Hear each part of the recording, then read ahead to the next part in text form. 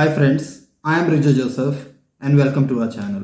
Today we are going to discuss what is financial freedom and how to achieve financial freedom. Before getting into the topic, let me tell you that different people have different definition of financial freedom. And some people have gone up to the extent of saying that financial freedom is something that allows us to never work again in our life. No, that can't be possible actually. Even if we are millionaires and billionaires, we need something to keep us moving. So, work is something that we should indulge ourselves into. Financial freedom can be defined as having a financial cushion in terms of cash, savings, and investment to lead a certain kind of lifestyle. Plus, a nest egg for the retirement to take care of yourself in the retirement age. And along with that, financial freedom can also be defined as the freedom to pursue any career without the compulsion of earning a certain amount of salary every month. So let's discuss how can we achieve financial freedom. Before I continue with the further video, I request all of you to sit with a pen and notebook in hand and to take notes. Stay with me guys till the end of the video and I promise you that it would be an enlightening video for you all. Number 1, set life goals. Everybody has a desire to achieve financial freedom. But I feel this goal would be too vague if we are not specific about what is our need. We need to be very specific about the total amount that we want in our accounts and the deadline in which we are going to achieve. The more specific we are about our goals, more are the chances that we are going to achieve it quickly. In setting up life goals, you should write 3 objectives or 3 questions you should write down and find an answer to it. Number 1, what are the amenities that you require for your lifestyle? Number 2, what is the amount of money that you want in your bank account to make that amenities available? Number 3, by what age do you want that amount to be in your bank accounts? If we are able to figure out the answers to these 3 questions, it will be much easier to set goals in life and move ahead and get or achieve financial freedom. Once the deadline is decided, count backwards from your deadline age to the current age and fix financial mileposts so that you are able to set up short-term goals to achieve the long-term goal of financial freedom. Number 2, make a monthly budget. Making a monthly budget and sticking to it is the short way or the guarantee that all the bills are paid on time and the savings are on track.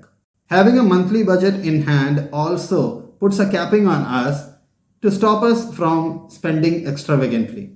While making a monthly budget, there are 2 formulas that we can choose. Either one of them. Income minus expense equal to saving. And the second one is income minus saving is equal to expenses. And you guys are wise enough to understand which cash flow to follow, number 1 or number 2, so that we are able to achieve our financial freedom in the coming times. Number 3, pay off credit card bills in full.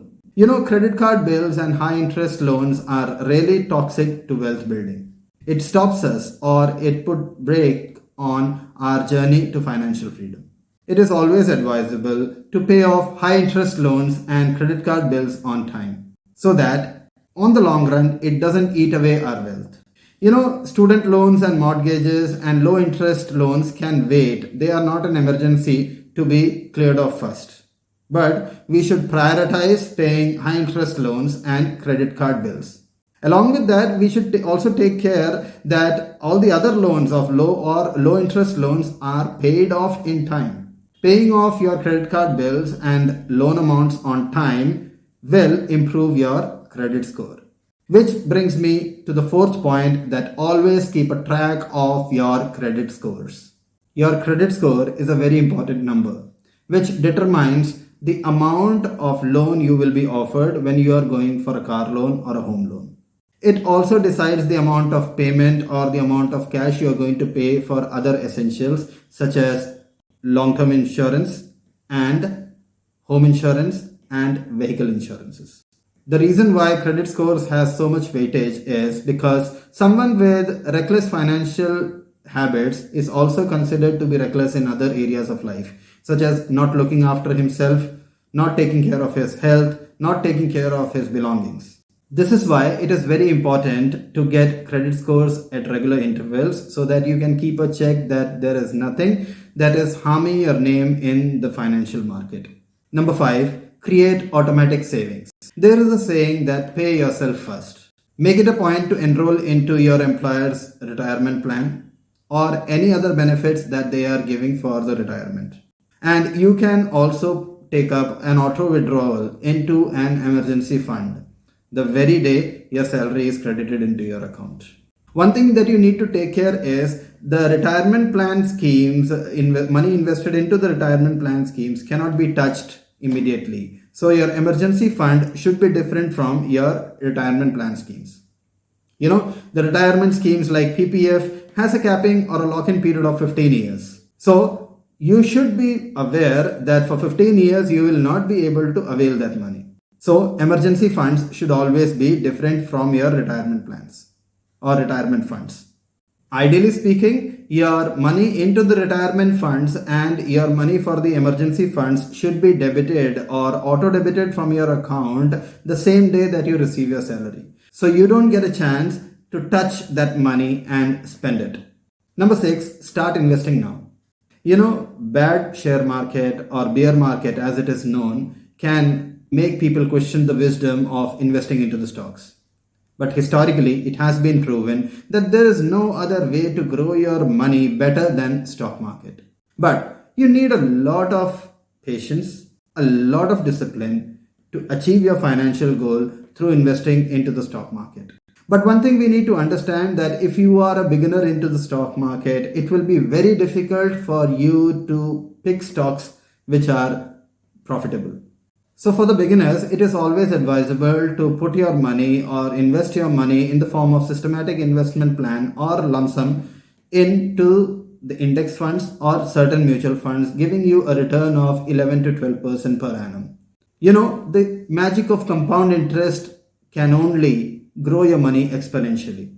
And over the years, you will see that while investing systematically into the stock market is going to change your fortunes. You just need to be aware and well read about the stock market. Number 7, negotiate for goods and services. Most of us stop ourselves from negotiating and bargaining for the goods and services that we are taking just because of the fear that what are people going to think about us, or we may appear to be very cheap while doing this. Overcome this fear and you are going to save thousands of rupees per year, believe me.